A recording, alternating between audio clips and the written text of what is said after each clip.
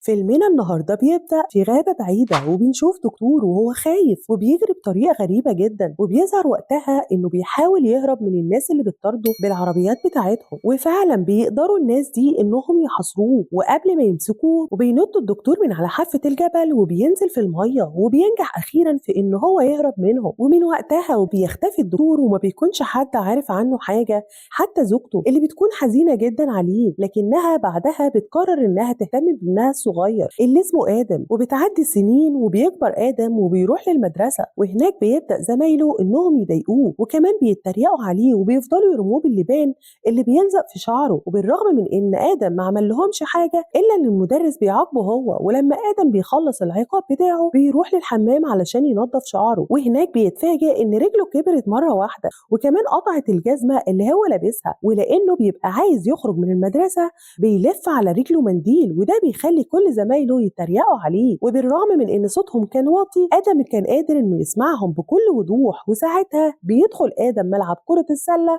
علشان بيستخبى فيه، وفجأة بيجيله 3 اولاد متنمرين وبيبدأوا انهم يضايقوه وكمان بيضربوه. وبعدها بيروح ادم للبيت، ولما مامته بتسأله عن الكدمات اللي في وشه بيقول لها ادم انه وقع على الارض وهو بيلعب كرة السلة، وده اللي بيخلي اللبان يلزق في شعره. لكن مامته ما بتكونش مصدقاه وبتقول له ان هو لازم يتصدى لزمايله اللي بيضايقوه. وبعدها بتروح الام وبتقص شعر ادم الطويل اللي كان مليان لبان. ولما بيصحى ادم بعدها من النوم وبيبص في المرايه بيتفاجئ لما بيلاقي شعره رجع زي ما كان، وده بيخليه يقص شعره من تاني علشان مامته ما تشوفوش. وبيلبس ادم طاقيه وبينزل لمامته اللي بتنادي عليه علشان يروح المدرسه. ولما بتشوف الام الطاقيه اللي ادم لابسها بتقول له ان الطاقيه دي بتاعت باباه، وبتقول له كمان انها حزينه جدا لانها مفتقداه. فبيتاسف لها ادم انه فكرها بيه. ولما بيقلع ادم الطاقيه وبتشوف الام شعره بتفتكر ان هي اللي كانت قصاه كده، وبتلبسه الطاقيه تاني علشان يروح المدرسه، وبتقول له انها هتقصره تاني لما يرجع. ومن ناحيه تانيه بنشوف رجل اعمال اسمه هيركول وهو في المصنع بتاعه لصنع الشعر المستعار، وبنعرف وقتها ان هو ده الشخص اللي كان مسؤول عن مطارده الدكتور في الغابه. وبيقول هيركول للصحفيين اللي كانوا معاه ان الباروكات بتاعته لبسها اشهر الفنانين والمغنيين في العالم كله، ومع ذلك هو اخترع حاجه احسن من كده وافضل، وهي محفز لنمو الشعر. وبعدها بياخدهم هيركول للدكتور المسؤول عن التجربه. بيروح الدكتور ده وبيدي المصل للراجل ما عندوش شعر خالص، وفجاه بيتحول الراجل ده وبيطلع له شعر كتير وطويل جدا. ولكن فجاه بتفشل التجربه لما شعره بيتحرق، وده بيخلي هيركول يقول للصحفيين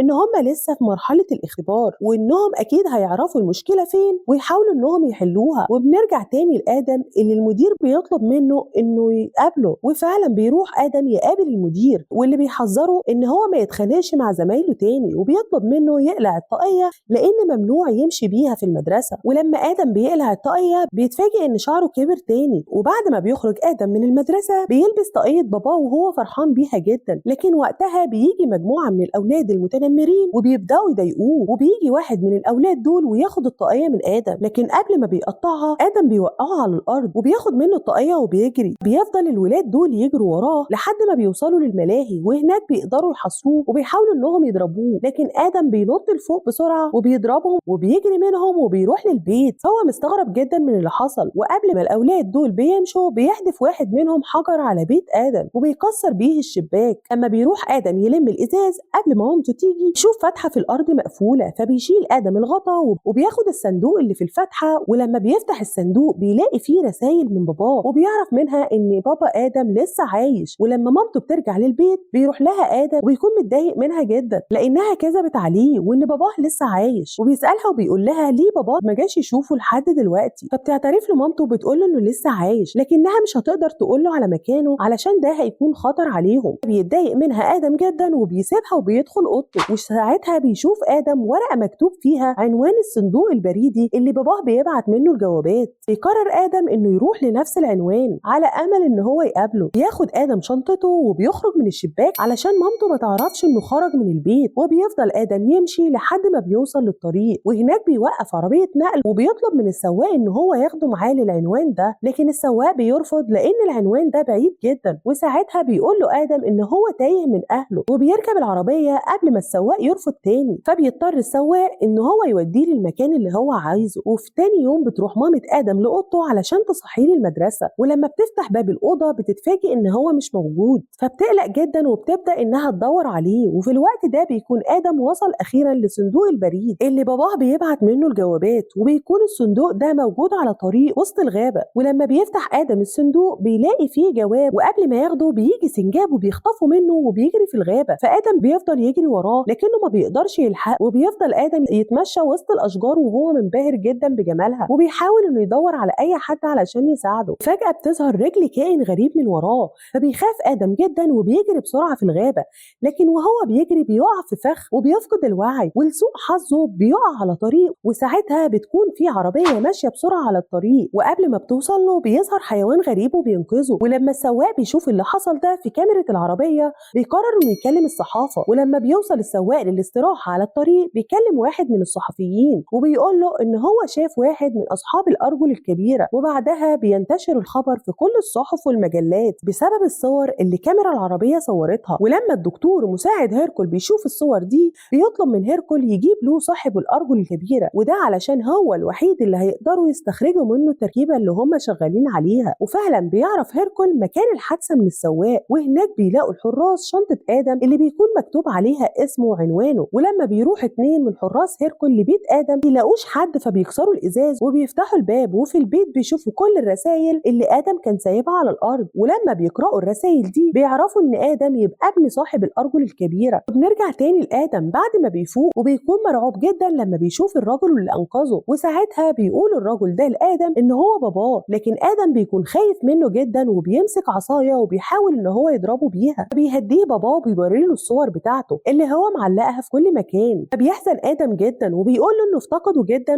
وبيعاتبه كمان إنه ما زاروش خالص. فبيقول لباباه إن هو عمل كده علشان يحميه هو ومامته، لأن في شركة أدوية بتطارده، وإن هم لو وصلوا له هيستغلوه في تجارب علشان يسرقوا الحمض النووي بتاعه. وبيسألوا باباه إذا كانت مامته تعرف إن هو هنا، فبيقول له آدم إن هي اللي قالت له على العنوان بتاعه. لكن باباه ما بيصدقوش، وبيقول له كمان إن هم كذبوا عليه علشان يحموه، لكن اللي هو عمله ده ممكن يعرضهم كلهم للخطر. فعلا وقتها بيوصل حراس هيركل لمامة آدم وبيقبضوا عليها وبياخدوها معاهم. وفي الوقت ده بيكون آدم قاعد مع باباه، واللي بيعرفه إن هو ورث منه كل الصفات الكويسة، لأنه بيسمع الصوت من بعيد جدا، وكمان عنده قدرة سريعة للشفاء، ده غير شعره اللي بيكبر بسرعة كبيرة جدا. وبياخد الأب ابنه آدم للغابة، وهناك بيفضلوا يلعبوا. ولما آدم بيقلع الجزمة بتاعته بيكتشف إن هو بيعرف يجري بسرعة كبيرة جدا، وساعتها بيقول له باباه إن هو كمان يقدر يتكلم مع الحيوانات، بيعلمه إزاي يعمل كده. وبيفضل آدم يلعب مع الحيوانات وبيعملوا خطة وبيخوفوا بيها الصيادين. فبيقول آدم لباباه إن هو طول الوقت ده كان قاعد على النت وعمره ما لعب لعب حقيقي. وساعتها بيظهر إن باباه ما يعرفش يعني إيه إنترنت، فبيقول له آدم إن هو هيعلمه حاجات كتير لما يرجعوا. ووقتها بيقول له باباه إن هو مش هيقدر يرجع معاه أبدا، وبيبدأ إنه يحكي له أيام ما كان لسه طالب وهو بيعمل تجارب على نفسه، وبسبب التجارب دي حصلت له طفرة جينية وحولته إنه يكون من أصحاب الأرجل الكبيرة. وأول ما هيركل عرف بتجاربه حاول يعينه عنده في الشركة، ولما هو رفض راح هيركل وسرق كل أبحاثه، وكمان هدده إنه هيخطف عيلته، فاضطر إن هو يهرب ويختفي. بنروح بعدها لهيركل اللي بيكون خطف مامة آدم، وبيطلب من الحراس بتوعه إنهم يدوروا في الغابة على صاحب الأرجل الكبيرة. أما الحيوانات بتشوف اللي حصل بيروحوا بسرعة علشان يبلغوا آدم وباباه، فبيتضايق جدا من آدم وبيقول إن كل ده بسببه. فبيجري آدم بسرعة وبيسلم نفسه ليهم. ولما آدم بيقابل مامته بيقول لها إن هو مش هيقول أبدا على مكان باباه اللي عايش في كوخ جنب الشلال. وساعتها بيكون هيركل سامعهم، واللي بيأمر الحراس بتوعه إنهم يروحوا المكان ده بسرعة علشان يقبضوا عليه. فعلا بتروح الحراس للمكان ده، وهناك بيكتشفوا إن آدم خدعهم وقال لهم على مكان غلط، وده بيخلي هيركل يهدد آدم إن هو لو ما اعترفش على المكان اللي باباه موجود فيه هيحرق الغابة كلها. وساعتها ما بيرضاش آدم يقول له على المكان، فبيأمر هيركل الحراس بتوعه إنهم يحرقوا الغابة، وكمان بيحبسوا آدم جوه العربية وبيسيبوه بيمشوا. وقبل ما آدم يتخنق من الدخان بيوصل باباه وبيكسر العربية، لكنهم قبل ما بيهربوا بيكتشفوا إن ده فخ من هيركل اللي بيظهر وقتها هو والحراس بتوعه، وبيخدر صاحب الأرجل الكبيرة وبياخدوه معاهم في الطيارة وبيمشوا. وساعتها بيروح آدم للحيوانات أصدقاء باباه يطلب منهم إنهم يساعدوه علشان ينقذوا باباه، ولكن الحيوانات بترفض إنها تساعده وبيقولوا له إن هو السبب في تدمير الغابة بتاعتهم. لكنهم بعدها بيفتكروا صديقهم وبيقرروا إنهم يساعدوه، وفعلا بيقدروا كلهم إنهم يركبوا آخر عربية من عربيات عربيات هيركل اللي بتوصلهم للمكان اللي فيه صاحب الأرجل الكبيرة محبوس، وهناك آدم بيستخدم قوة سماع الأصوات البعيدة وبيقدر إنه يحدد مكان الحراس وكمان الكاميرات، وساعتها بيبعت طائر صغير علشان يدمر الكاميرات، وبيروح حيوان تاني علشان يفتح الإزاز لكنه بيتدمر بالكامل، وده بيخلي الإنذار يشتغل. قبل ما الحراس يوصلوا لهم بيدخلوا كلهم غرفة المراقبة وبيقفل الدب عليهم الباب علشان يمنع الحراس من الدخول، وساعتها بيقدر آدم إن هو يعرف مكان باباه من كاميرات المراقبة. وقبل ما بيخرجوا بياخدوا كل الأسلحة اللي موجودة في المكان، ولما بيخرجوا بيستخدم الدب الباب كدارع علشان يحميهم من طلقات المخدر اللي الحراس بيضربوها عليهم، وبعدها بيسيب آدم الحيوانات علشان يتصدوا للحراس، وبيقدر إن هو يوصل لباباه. وقبل ما بيحرروا بيجي هيركل وبيقول لصاحب الأرجل الكبيرة إن هو لو هرب منهم هيأذوا عيلته، وساعتها بيضطر الأب إنه يستسلم علشان يحمي عيلته. ولما آدم بيطلب من باباه إنه يمشي معاهم من المكان ده فبيرفض الأب وبيقول له إن هو هيعمل كده علشان يحميهم، فبيتضايق آدم جدا وبيسيبه وبيمشي. ووقتها بيروح هيركل لآدم وبيقول له إن باباه هيشتغل معاهم وإنه هيبعت لهم فلوس كتير جدا. وأثناء ما هيركل بيكلمه بيشوف آدم إنذار الحريق فبيجري عليه بسرعة وبيشغله، وده بيخلي كل اللي شغالين في المعمل يهربوا بسرعة، وبيقدر وقتها آدم هو كمان إنه يهرب من هيركل وحراسه. يروح لأصدقائه الحيوانات اللي حراس هيركل قبضوا عليه وبيحررهم، وبيروح بعدها آدم لباباه علشان يحرره هو كمان، لكن باباه بيرفض وبيقول له إنه لو هرب من هيركل هيفضل يطاردهم طول عمره. فبيقول له آدم إنه هيقول لهيركل إنه ورث كل الصفات الخارقة بتاعته من باباه وهيحاول إنه يلهيهم عنه، فبيوافق الأب وبياخد ابنه وبيجروا بسرعة وبيفضلوا يدمروا في كل أنابيب الغاز اللي في المعمل. ولما بيخرجوا من المكان بيتجمع حراس هيركل وبيحاصروهم وبيضربوا الأب بإبر مخدرة، وبيجي هيركل وبيرميه من على الجسر، وده بيخلي آدم يتعصب جدا وبيروح بسرعة وبيمسك المسدس اللي معاه وبيضرب طلقة في المعمل اللي بينفجر بالكامل، وبيهرب آدم بسرعة وبيروح لباباه اللي بيكون فاقد للوعي لأنه بيبقى مصاب، وبيستخدم آدم قوة الشفاء اللي عنده وبيقدر إن هو ينقذه. وأخيرا بيتجمع شمل العيلة من تاني وبيعيش آدم هو وباباه ومامته مع بعض، كمان بياخدوا معاهم الحيوانات اللي ساعدتهم علشان يعيشوا معاهم في أمان. ولحد هنا بتكون خلصت حكاية فيلمنا. لو عجبكم الفيديو ما تنسوش تعملوا لنا لايك وتشتركوا في القناة وتفعلوا زر الجرس لقناتنا حكايات انمي. وسلام.